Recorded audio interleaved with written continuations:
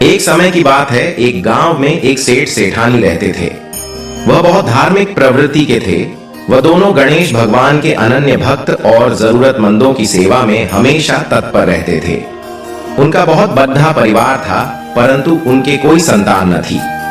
सारा परिवार उनसे बहुत प्यार करता था, पर कभी कभी कानाफूसी भी करते रहते थे कि सेठानी बांझ है। इस बात से दोनों बहुत दुखी रहते थे। एक समय की बात है, सेठ सेठानी गणेश भगवान के मंदिर में पूजा कर रहे थे। पूजा करने के बाद वह मंदिर से बाहर आए कि मंदिर की सीढ़ी पर 4-5 साल का बच्चा बैठा रो रहा है। सेठ जी ने चारों तरफ देखा कि बच्चे के माता पिता कहीं आसपास होंगे, परंतु उन्हें कोई भी दिखाई नहीं दिया। वो उस बच्चे को पुजारी के पास ले आए और बोले, बाबा, यह बच्चा अकेला है, इसके माँ बाप कहीं दिखाई नहीं दे रहे हैं। शाम हुई तो पुजारी जी बोले, सेठ जी, आप इस बच्चे को घर ले जाइए। यदि कोई इस बच्चे को खोजता हुआ आएगा तो मैं उसे आपके घर भेज दूंगा। सेठ सेठानी खुशी खुशी उस बालक को अपने घर ले आई। जब कई महीनों तक उस बालक को कोई भी लेने नहीं आया, तो सेठानी ने उस बच्चे को गोद लेने का मन बना लिया और गांव के सरपंचों की सलाह से गोद ले लिया।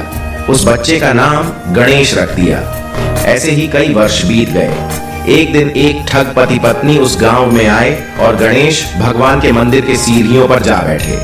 वह दोनों उस गांव के सबसे अमीर आदमी को ठगने की योजना बनाने लगे। तभी पुजारी जी उन्हें सीढ़ियों पर बैठा देखा तो पूछा, क्यों भैया, यहाँ किस कार्य से बैठे हो? उन दोनों ने कोई जवाब नहीं दिया। तब पुजारी जी ने कहा कि आपका बच्चा खो गया था क्या? दोनों ठग पति पत्नी एक स्वर में बोले, हाँ हाँ, मेरा बच्चा खो गया है। पुजारी ने पूछा, कितने समय की बात है? वह दोनों अनजाने में बोले, यही कोई 4-5 साल की बात है। पुजारी जी बोले, उदास मत होइए, यहीं इस गांव में एक सेठ के घर में बच्चा है, वही ठाट बाट से पल रहा है। पुजारी जी उन दोनों को सेठ जी के घर ले गए। तब सेठ सेठानी को पता चला कि गणेशा के असली माता पिता आ गए हैं। दोनों बहुत दुखी हो गए, फूट फूट कर रोने लगे। किसी तरह अपने को संभालते हुए सेठ जी बोले, ठीक है, अभी तो बहुत रात हो गई है, कल सुबह होते ही गणेशा को ले जाना। ठगपति पत्नी तो यही चाहते थे। सेठ ने उन दोनों को अतिथि गृह में ठहरा दिया। अब दोनों चोरी का योजना बनाने लगे। इधर अपने से जुदा होने के गम से सेठ सेठानी को गम सता रहा था, जिसके कारण उन्हें नींद नहीं आ रही थी। इधर ठग सभी कमरों की तलाशी लेने लगे। तलाशी लेते हुए तिजोरी वाले कमरे में पहुंच गए। आवाज सुनकर घर के नौकर की नींद खुल गई। तब नौकर ने देखा कि दोनों अतिथि तिजोरी वाले कमरे में कुछ खोज रहे हैं। नौकर ने ये सब भांप लिया और बाहर से कमरे का दरवाजा बंद कर दिया। फिर जोर जोर से चिल्लाने लगा, चोर चोर।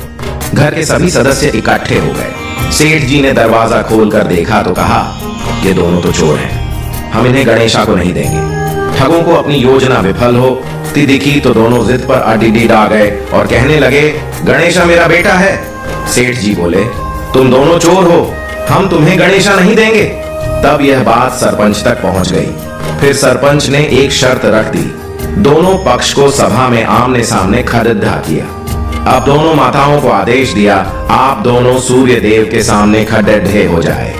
यह किसके स्तन से गणेशा के मुंह में दूध की धार जाएगी, बच्चा उसी का माना जाएगा।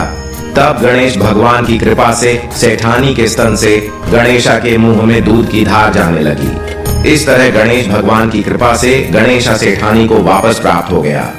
हे गणेश जी महाराज, जैसे आपने सेठानी का गोद भरी, वैसे ही अपने सभी भक्तों पर अपनी कृपा बनाए रखना। कहानी अधूरी हो तो पूरी करना, पूरी हो तो मान रखना, सबके व्रत को पूर्ण करना।